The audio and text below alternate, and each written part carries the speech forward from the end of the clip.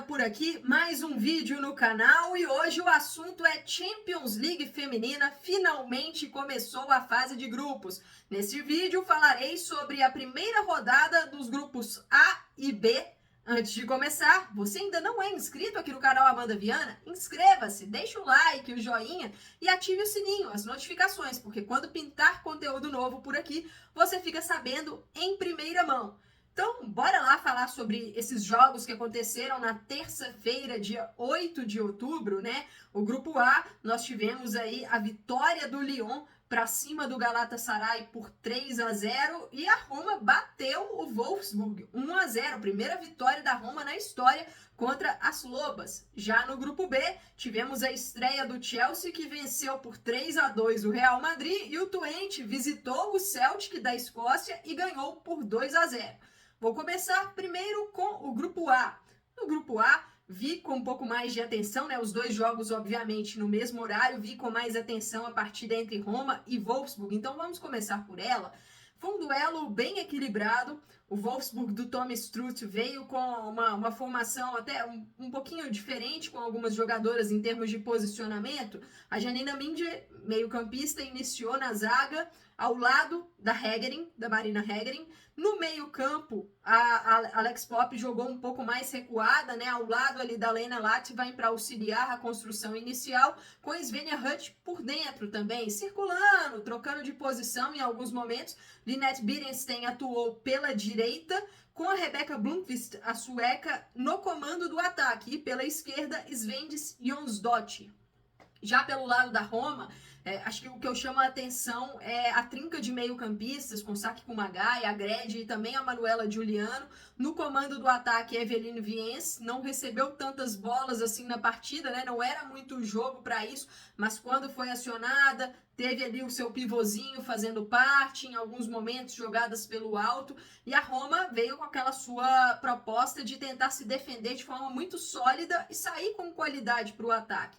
O que a gente viu no começo dessa partida? Um Wolfsburg mais presente no campo de ataque, a Roma mais postada, com o Wolfsburg tentando ali, na troca de passes, furar a defesa italiana. Só que sem conseguir uma chance muito clara. A Roma não subia tanto, mas quando começou a subir, passou a encontrar algumas possibilidades, tanto de construção, mas principalmente em transição.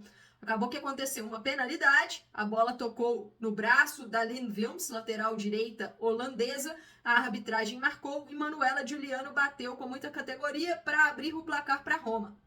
O que a gente viu depois do gol marcado pela Roma? O Wolfsburg com mais dificuldade de criar.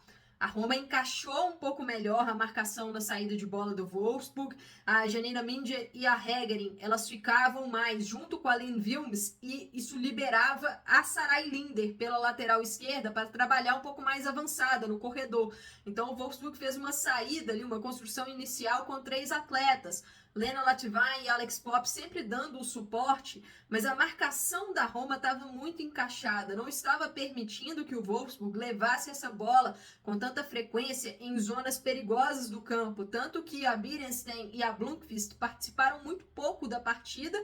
E a Jonsdottir, pela esquerda, a participação maior da islandesa era muito mais nos laterais, que ela sempre cobra, né, o latereio para a área. Então foi um Wolfsburg que teve dificuldade de furar a marcação da Roma na primeira etapa. No segundo tempo, o Thomas Struth já traz 2 substituições de cara. Ele coloca a Katrin Hendrich na zaga e coloca também no ataque a Julie Brand. O que ele fez para mudar o sistema? Ele tirou a Rebecca Blomqvist, a centroavante, colocou a Hendrich com isso. A Hendrich passou a atuar ao lado da Hegerin. A Janina Minde subiu para o meio campo, a posição de origem dela, para formar a dupla com a Lena Latvain. E quem passou para o comando de ataque foi Alex Popp. Na esquerda, ele tirou a Svendis Jonsdottir e colocou a Julie Brand. O Wolfsburg melhorou um pouco com essas mudanças. Defensivamente, senti que ficou um pouco mais seguro. É uma defesa, é um sistema defensivo que não passa segurança. A Roma, na própria primeira etapa, chegou a ter algumas oportunidades para ampliar a partida. Acabou finalizando mal. Mas no segundo tempo, senti que o Wolfsburg ganhou um pouco mais de solidez com a dupla aí de seleção alemã por muitos anos de Hendrich e Hegerin.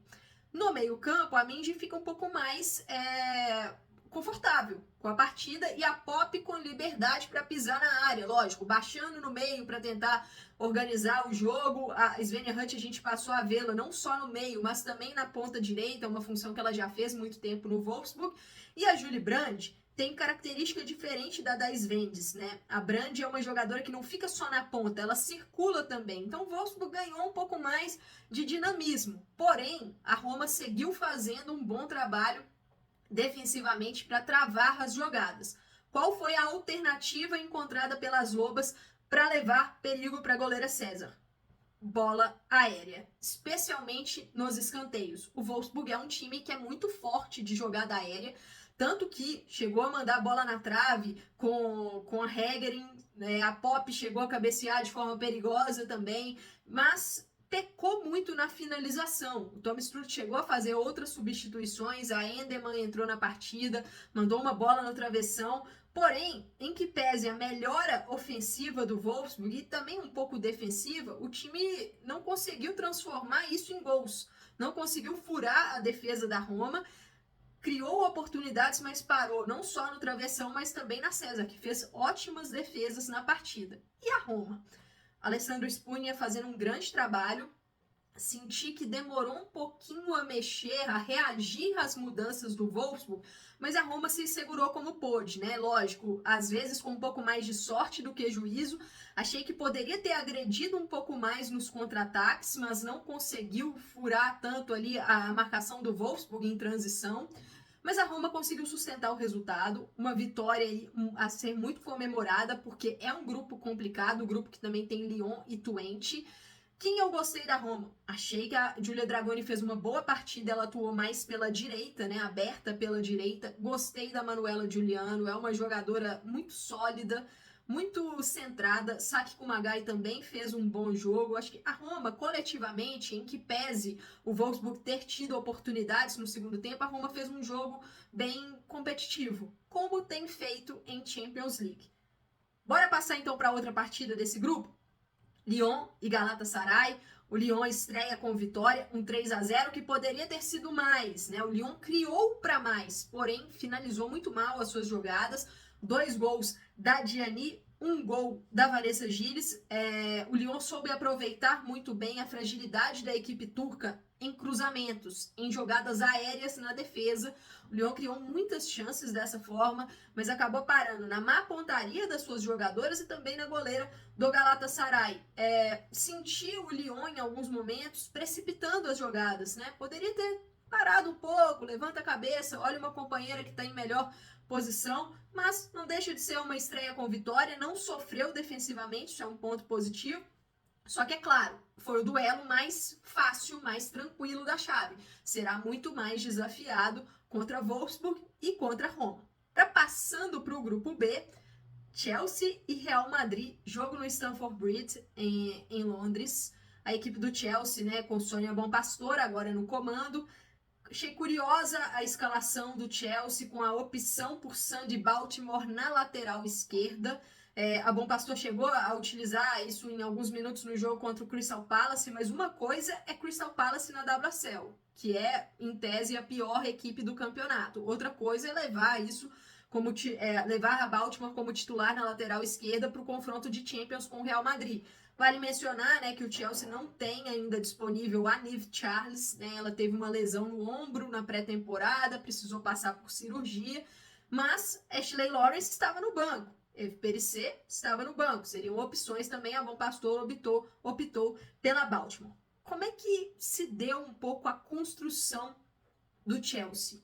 No início da partida, dava para observar que a Lucy Bronze ficava um pouco mais presa na saída, junto com a Millie Bright e também com a Natalie Bjorn. Isso liberava a Baltimore no corredor esquerdo. E a Baltimore realmente fez o corredor esquerdo. Quem fazia o corredor direito? A Kaneryd, a sueca. A dupla no meio-campo, Sjoeke Nusken e um pouco mais avançada, saindo da esquerda para o centro, Guro Reiten.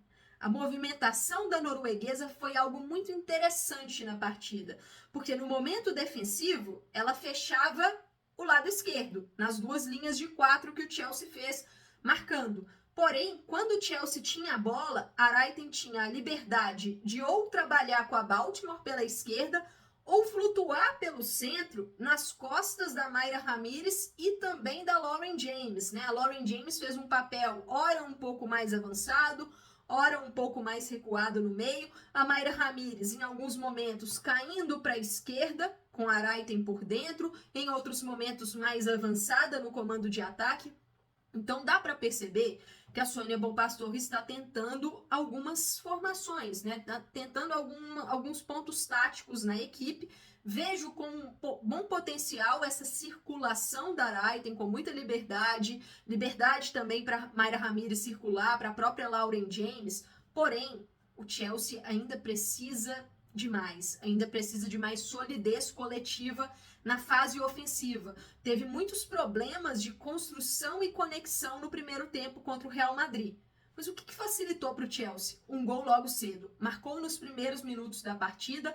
O gol foi da Sjoeke Nüsken. É uma jogadora que um pouco mais recuada do que o posicionamento com a Emma Hayes na temporada passada, mas sempre pisando na área, né, e vencendo duelos aéreos. Aproveitou um vacilo da Sheila Garcia, que esteve muito mal na partida pelo Real Madrid, abriu o placar para o Chelsea logo nos primeiros minutos. Então isso deu uma tranquilidade maior para a equipe londrina.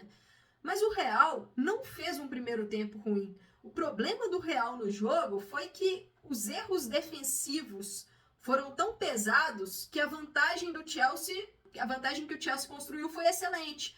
O Real acabou cometendo um outro erro, a penalidade da Maria Mendes, um pênalti bobo, porque ela realmente chutou, acertou a jogadora do Chelsea. Então a penalidade para mim foi bem marcada, bem batida pela Guro Raiten, 2-0 para o Chelsea de vantagem. Eu não acho que isso contou a história de boa parte da primeira etapa, porque eu enxerguei o primeiro tempo como muito competitivo e muito equilibrado. O Real, com presença no campo de ataque, a formação do Toril, um meio campo um pouco mais encorpado, né? Teresa Vedjeira e também a Melanie Leupolz, a Filippa Ngeldal, a sueca, um pouco mais pelo lado esquerdo, para dar consistência no setor, olhar um pouco mais a marcação, já que a Olga Carmona é uma lateral que costuma subir bastante. Caroline Weir com a liberdade de pisar na área, né? Ora centralizada, ora Alba Redondo centralizada. Então, as duas fazendo esse papel ali de pisar na área. E pelo lado direito, Ateneo Del Castillo. O que eu achei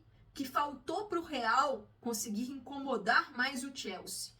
O Real conseguiu vencer alguns duelos defensivos, conseguiu controlar o meio em alguns momentos, dificultou a construção, dificultou a saída de jogo do Chelsea em diversos momentos da partida, né? Deixou o Chelsea desconfortável na primeira etapa. Porém, quando o Real tinha a bola, a circulação foi muito lenta e a opção por jogar muito pela esquerda, eu acho que foi errada. O Real poderia ter diversificado mais o corredor. Por quê? Na direita, Real tinha uma jogadora boa no 1 contra 1, veloz, que é a Atenea, contra uma marcadora que não tem a especialidade na defesa, a Sandy Baltimore. As costas da Baltimore estavam em muitos momentos expostas.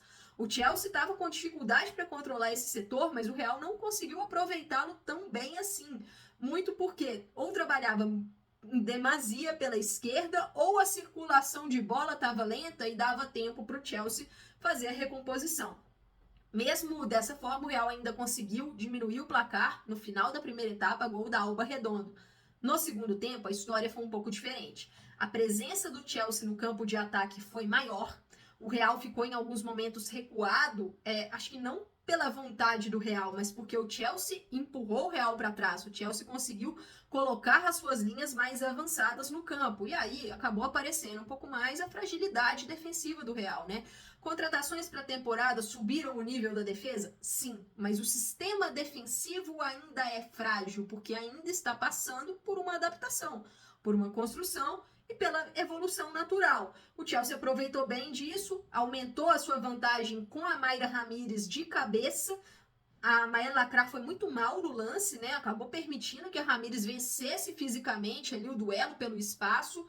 e o Real teve muita dificuldade para construir as suas jogadas no segundo tempo, para conseguir fazer algumas coisas que fez na primeira etapa, estar mais presente no campo de ataque, circular a bola mais perto da área. O Real teve dificuldade para fazer isso na segunda etapa. Senti que o Chelsea controlou bem isso e perdeu chances para ampliar o placar, para deixar até um pouco mais larga a sua vantagem. A partir do momento que a Sônia Bonpastor fez substituições, o Chelsea foi perdendo consistência, foi perdendo um pouco de organização.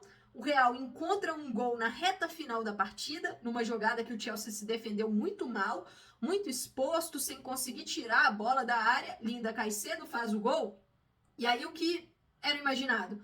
Que nos 10 minutos finais, contando ali os minutos finais do tempo regulamentar e os acréscimos, o Real fizesse uma pressão em busca do empate. Mas não foi muito bem isso que aconteceu. Acho que faltou um pouco de maturidade, inteligência e melhor escolha de jogadas para o Real Madrid conseguir ali tentar desafiar mais a Zecira Musovic na reta final. O Chelsea sai com a vitória dentro de casa no duelo mais complicado do grupo, o que é muito importante para a equipe londrina, mas ainda mostra oscilação dentro da mesma partida.